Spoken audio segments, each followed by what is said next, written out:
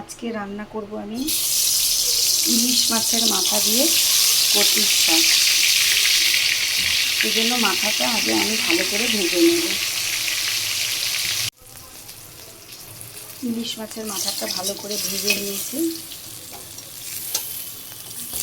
এবার মাথাটাকে তুলে নেব। তেলের মধ্যে জিরে, শুকনো লঙ্কা, কাঁচা লঙ্কা ফোড়ন দিয়ে সামান্য নাড়াচাড়া করে নেব। তার মধ্যে সেদ্ধ করে রাখা কচুর শাক,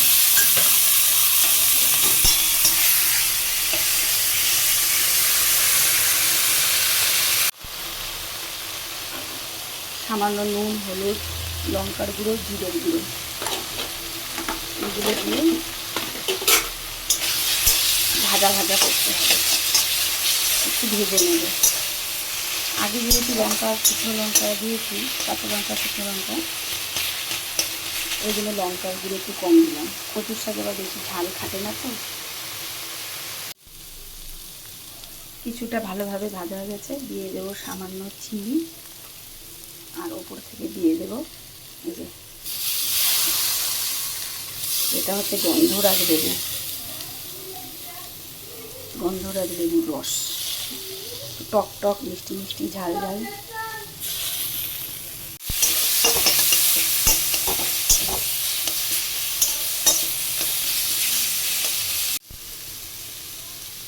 ভালো মতন ভাজা হয়ে গেছে। এর মধ্যে দিয়ে দেবো ভাজা রেখা ইলিশ মাছের মাথা। ভালো করে ভেঙে দিতে হবে।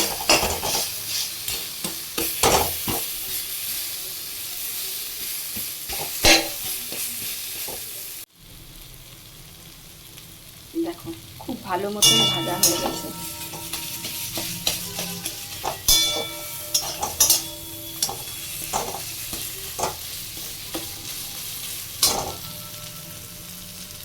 আর একটু রেখে ভালোভাবে নাড়াচাড়া করে তারপরে এটা আমি নামিয়ে নেব। কমপ্লিট হয়ে গেছে ইলিশ মাছের মাথা দিয়ে কচুর শাক।